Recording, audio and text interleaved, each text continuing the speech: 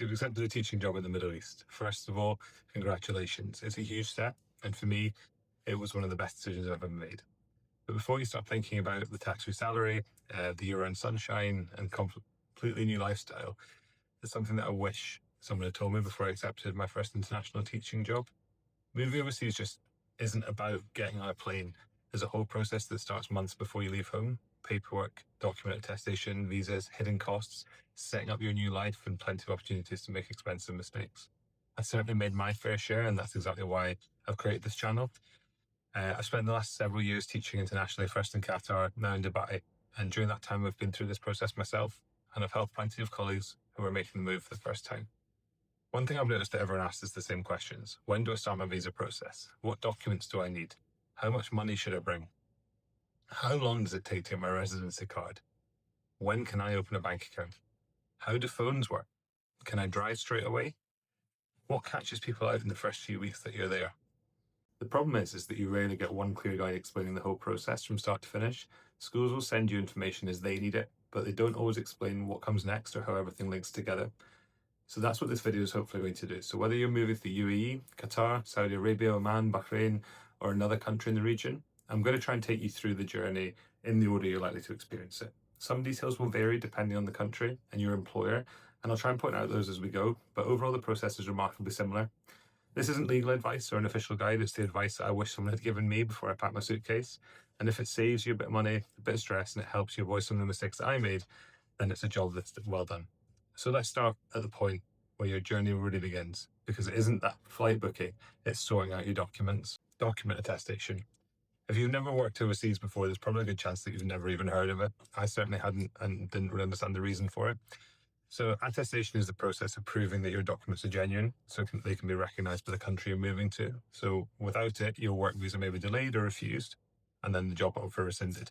So for teachers in the UK, your degree is usually the most important document to start with. Most international schools in the Middle East would expect teachers to hold a degree that matches the subject that they teach or is relevant to the subject that they teach. So if you're applying for a mathematics post, they'll usually expect a mathematics-related degree. If you're teaching PE, they'll generally want to see sports science, physical education, or a very closely related qualification. There are exceptions, of course, but don't assume that your experience alone will be enough. If your degree isn't directly related to your subject, ask the school before accepting the role. Once you've confirmed your qualifications meet the requirements, you'll usually need to have your degree attested. For most UK teachers, the process begins with a notary public. A notary public is a qualified legal professional who certifies that your original document is real, or the copy being submitted is genuine. After that, the document normally goes through a legalization process before being sent to the embassy or the consulate of the country you're moving to for the final embassy stamp. Some schools organise this for you, while others ask for you to arrange it yourself or use a specialist attestation company, but please be aware there are hidden costs there. Always ask your schools early, because this process can take several weeks and it's one of the biggest causes of delays for people starting a new job overseas. If you're relocating with your husband, wife, or children, please don't forget your marriage certificate and your children's birth certificates as well. They need to be attested to. These documents often need to go through exactly the same process, particularly if you're applying for dependent visas or enrolling your children in school or in nursery. The next area that catches people out is the safeguarding paperwork. Almost every school in international will ask for an enhanced DBS certificate and an international child protection certificate, more commonly known as an ICPC. The DBS is issued in the UK and confirms whether you've got any criminal convictions or information that will prevent you from working with children. If you're currently employed in a UK school, it's always worth asking your HR department whether they'll arrange a new enhanced DBS before you leave. If not, you'll usually need to apply through the registered DBS provider, because individuals can't normally apply directly. The ICPC is different. It's specifically designed for teachers and education professionals working overseas. It provides overseas employers with child protection information from UK policing records and has become standard requirement for many international schools. And that is only relevant for the school that you're going to. You can apply for an ICPC online through ACRA Criminal Records Office. You'll normally need proof of identity, details of addresses over the last few years, and confirmation of your employment. Both documents can take time to arrive as well, so don't leave them to the last minute. The earlier you apply, the less stressful the process becomes. And while you're checking your documents, double check your passport, make sure that it's in date. Is it still valid? Most countries require at least 6 months remaining on your passport when you enter. If it's due to expire, renew it before your visa application starts, because it's much easier to deal with it while you're still at home. I'd also recommend that requesting your employment references as early as possible. And then 99% of the time, the school will require that to be, will do that themselves. But if there's a delay, they may require you to chase it up. So always keep on top of that as well. And again, most international schools will want professional references directly from your current previous head teacher or principal. And if you've already accepted the job and handed in your notice, now's the perfect time to ask. It's far easier than trying to chase references once you've moved abroad. Finally, probably the most important thing that I did was create a digital folder for everything in one place. So your passport, your degree certificate, your teaching qualifications, your attested documents, your DBS, your ICPC. I think having them in one place means that when it comes to applying for other things when you get here, it makes it much, much easier. Also, things like your marriage certificate, if it's applicable, your birth certificates, if applicable, and also professional references. Try and keep copies of these. It really helps the process when you're in the areas, because things do get lost. Schools are busy, and there are times where schools will go between 10 and 40% turnover, so it might be the case something's missed. So having it on hand always really helps. Again, it might not be the most exciting part of moving abroad, but getting your paperwork organised now will save you a huge amount of stress later on. Once all this is in place, you can start planning the exciting parts, actually making the move, and getting on that plane. It's important to know that every school is slightly different in what it asks for.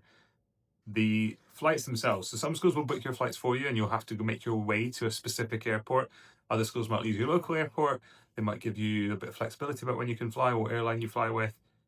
And then some schools will give you the money to book your flight yourselves. And then other schools might even ask you to book your own flight, and then you're reimbursed in your first paycheck. So everything's a little bit different on the flight terms. But generally, as an international teacher, you are always either your flight is paid for, or you will be reimbursed for it.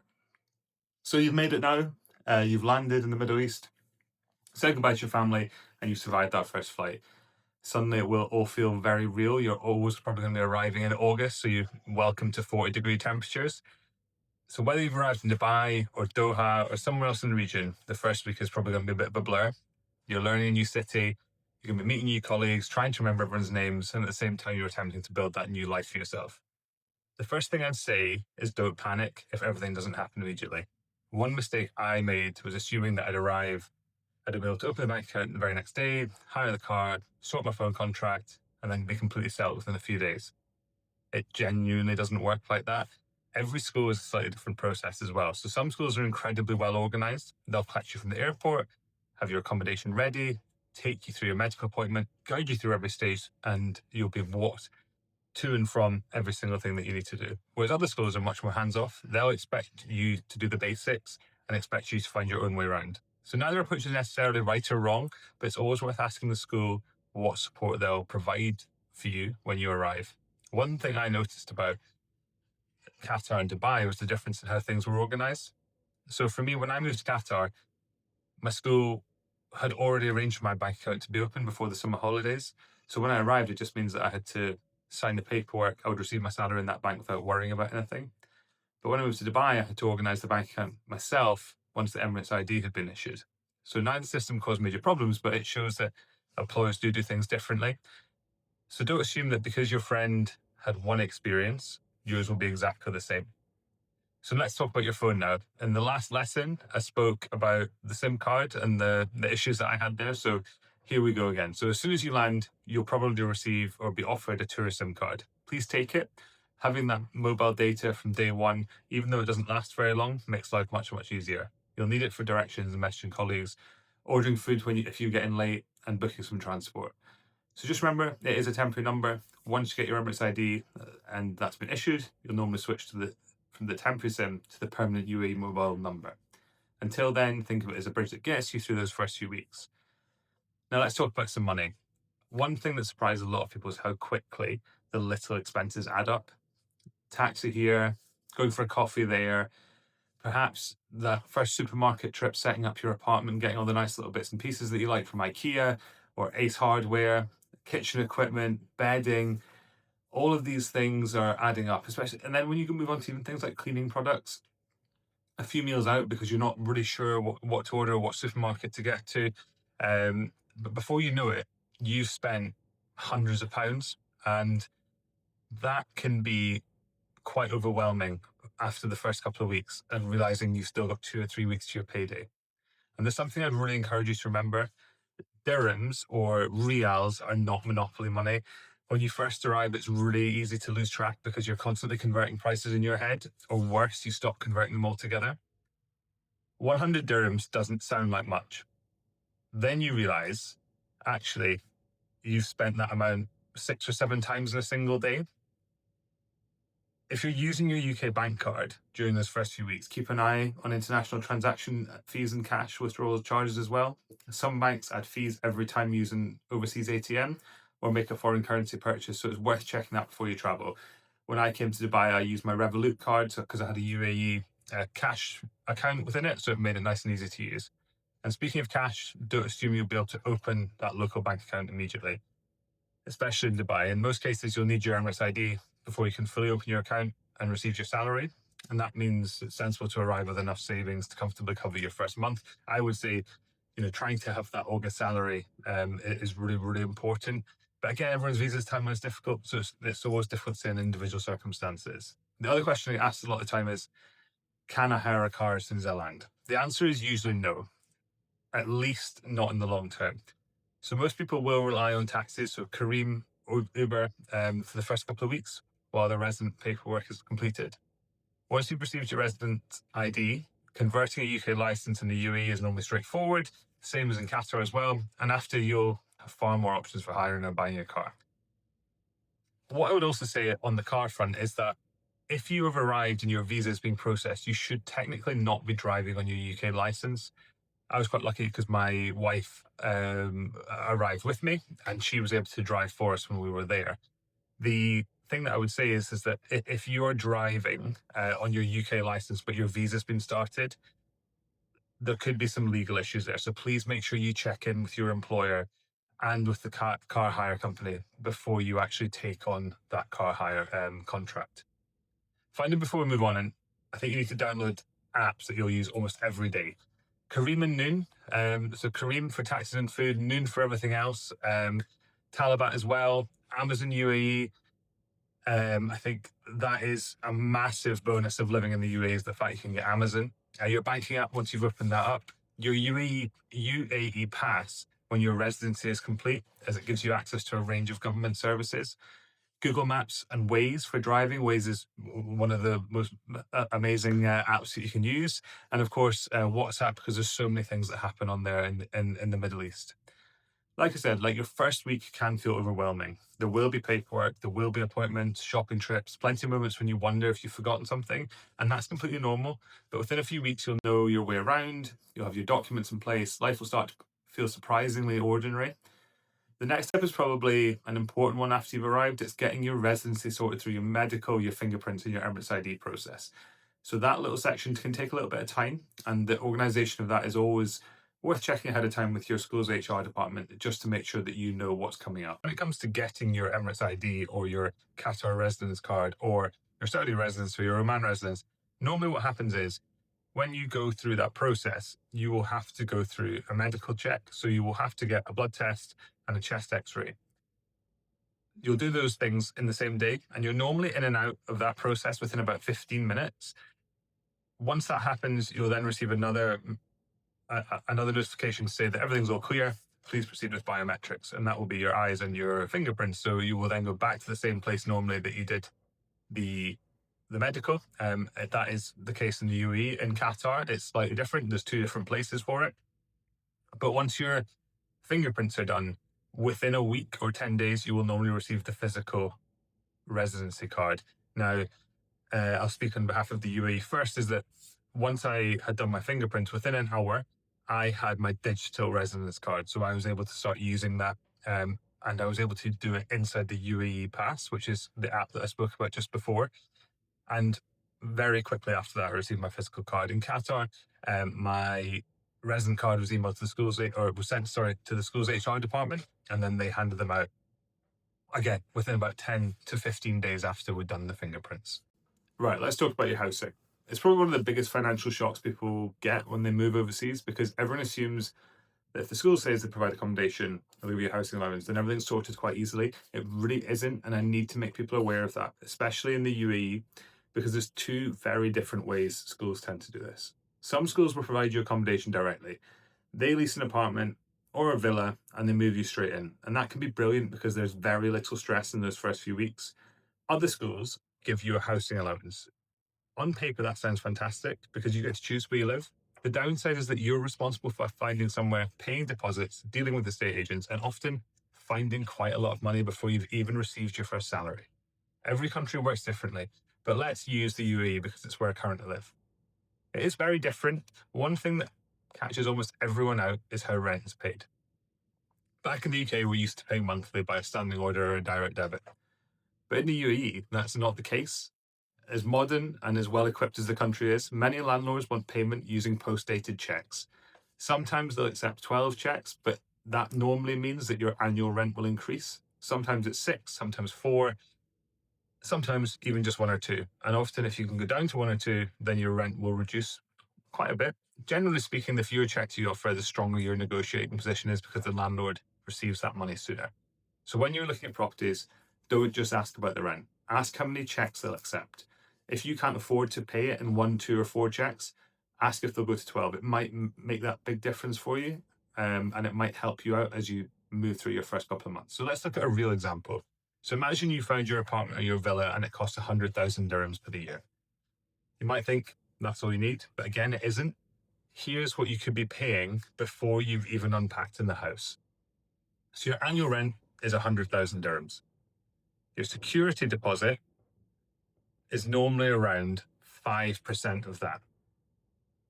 So there is another 5,000 dirhams. Then, on top of that, you have the estate agency fee, usually, again, around 5% plus VAT. So budget roughly another 5 to 5,500 dirhams for the estate agency fee. You may also have to pay for things like electricity connection, so your DBS connection, which can cost between 1 and 2,000 dirhams, your water connection, your internet installation, gas if the property uses it, the moving costs, basic furniture if the property isn't fully furnished. Suddenly, moving into what looked like an 100,000 dirham property could easily require 110 to 120,000 dirham for the year within a very short time period. And that's before you've even bought your food, got a car, or got anything else. Some schools pay it before you even move in, which is great. Others pay it monthly. Some pay it after you've already signed the tenancy agreement. Others even pay it for you up front in one check and then just recoup it from your salary. If it's paid later, you need to know how you're going to bridge that gap. You don't want to arrive assuming the school will cover everything, only to discover you need tens of thousands of dirhams available at very short notice. Ask those questions before you sign the contract. So what should you do when you first arrive? Personally, I wouldn't rush into signing a 12-month tenancy on day 3. Give yourself some time, learn the lay of the land, learn the city, see what you like, how long a distance are you prepared to travel for work. Work out where your colleagues live, find out what that commute's like at rush hour because traffic in Dubai can be hellish. The apartment that looks perfect on Google Maps and on Bayut, which is one of the apps you can use here, can be a nightmare once you realize the traffic every morning. I would always suggest temporary accommodation for your first couple of months. So if your school doesn't provide that accommodation immediately or that first allowance check up front, think about temporary options first. Airbnb for a couple of weeks, then a serviced apartment potentially, or a long hotel stay if you're single can often work quite well. Some schools even have agreements with local hotels at discounted rates, so always look into that and ask the question. Others may put you in touch with staff who might have a spare room or looking to house share with someone. House sharing is now quite common, especially in big villas with pools. So always worth looking on Facebook groups for those. Ask those questions. Schools often have far more options than there are advertised online. So save before you move. Please make sure that you have money in the bank and you can save as much as possible before getting on that plane. Please don't, think you're coming here and you're going to be on that tax-free salary and it's going to be fine straight away. Moving abroad is really expensive, even with a great package. So you will recoup that money at some point, but there's always costs that you wouldn't be expecting. Having that financial cushion removes so much stress during those first few weeks. You can focus on settling into your new school instead of worrying about whether you've got enough money to pay the deposits and the agency fees. Housing is one of the biggest decisions you'll make. Please don't just compare the salary, always compare the accommodation package as well. Ask exactly when the allowance is paid. Will it be paid before you move in, or will it be paid in your first month's salary? Ask how the rent works in that country. Ask about the deposit procedure. Ask about agency fees. And most importantly, make sure you've got enough savings to get yourself through those first few weeks, because that's where most people get caught out. I'd always say as well that when you arrive in August, there's the potential that you might not get paid for that month, depending on when you start. You might not actually get paid till the end of September. That's always something to bear in mind. If that is the case, please make sure that you have that financial cushion for that first month, because then it's a long 6 or 7 weeks till you get paid. If you are paid at the end of August, it could be a smaller amount. So again, you just have to make sure that you have enough budget in the bank to get you through those first 6, 7 weeks, and then it starts to even itself out a little bit. In the next section, we're going to look what you should do during those first few days. So hopefully by this stage, you've got your ID, it's in your hand, you've got your physical copy, and hopefully you've been able to open that bank account and you're starting to feel a little bit more settled. But before we finish, I want to talk about a few things that don't always appear in those recruitment brochures or those initial conversations with your HR team. These are things that have caught me out, or that I've seen other people caught out on themselves. Let's start with your shopping. When you first arrive, it's really tempting to buy everything immediately. My advice is don't. Spend your first week working out what you actually need. For your main food shop, you've got places like Carrefour, Lulu. Spinners and Waitrose are on the more expensive side, and you've got Union Co-op as well, which is probably on the lower side. Each has a slightly different price point, so don't assume that they're all the same. For household items and those first apartment essentials, you've got IKEA, Home Centre, Daiso, Amazon UE, and it can save you a lot of money compared to buying everything in one place. If you're moving with children, nurseries and schools need to be on your radar before you arrive, so book in some tours if you can. Some schools provide places for employees' children. Others offer discounted fees, and some have very limited availability. Never assume your child automatically has a place. Always ask that question before you move. If you need to use a private nursery while you're waiting, be prepared for registration fees, deposits, and the first month's fees to be payable quite quickly. Some nurseries even demand that you pay your whole term's fees up front. It's another reason why having savings when you arrive is so important. Something else that surprises people is how schools actually accept payment. Some schools will happily take an international credit or debit card while you're getting settled in. Others will only accept payment from a UAE issued debit or credit card, or by bank transfer, or even a check. So having your ID is really, really important. It's important to get that done quickly. So if you want your child to start school straight away or start nursery straight away, check how they'll expect to be paid, because it may influence when you arrive. You may need to come to the country earlier. Let's talk about alcohol. The rules have changed over recent years, and depending on what country you're living in the Middle East, the requirements will be very different. In Saudi Arabia, the rules have just changed slightly, but that's a salary thing. So to buy alcohol in Saudi Arabia, you need to earn over a certain amount of money per month. In Qatar, you have to be able to provide a letter stating that you have a job, and that has to come from your HR team. So you then have to go to the alcohol shop, provide the letter, provide your Qatar residency card, and they will then provide you with an alcohol permit. In the UAE, you can actually get an alcohol permit to buy alcohol from the shops with your passport before you even have your Emirates ID. So every country is different. So it's important to make sure you read up on what you want to do, whether you drink if you drink alcohol or not. Finally, let's talk about the hidden costs that can appear. Even when you think everything's sorted, people often budget for flights, accommodation, but forget about everything else. So there's registration fees, the internet installation, household essentials, gas connection is a big one. Your transport, how are you getting from A to B, how are you getting from work? If you live in downtown in Dubai, the metro is brilliant. You can get there. Same in Qatar, but they often don't go past schools. Your mobile phone contract, school uniforms if you have children, your driving license conversion, even a few extra trips to IKEA can seem part of the moving process. But by the time you settled in, it's not unusual to have spent the equivalent of several £1,000s. And that's coming from experience. And again, I wish I'd been told this in advance. So for some people, those initial setup costs can easily reach the equivalent of 5,000 AED or more. So depending on what school provides or whether you're moving on your own with your family, always factor that into your setup costs. I've added it on the screen a table of the upfront costs which you may have to consider within those first few weeks, and I hope they're helpful. That's why I always tell people to arrive with that financial buffer. It gives you breathing space. It means you're not worrying about every dirham while you're trying to settle into a new job. If there's one thing I'd like you to take away from today's lesson, it's that moving to the Middle East is one of the best decisions I've ever made personally. I've built a career here. I've met incredible people and had opportunities I probably wouldn't have had if I'd stayed in the UK. But it's not a holiday. The expectations are still really, really high in schools. It's a major life move, and it's And the more prepared you are before you arrive, the smoother those first few weeks will be. If you're moving this year, let me know in a comment or a message whether you're heading out and what stage you're at. If there's any topic that I can help cover in more detail, again, please leave a comment or drop a message, because other people will be wondering exactly the same thing. So thank you very much for watching. I hope I'll see you in the next lesson of Mike's School of Mistakes, and take care, everyone.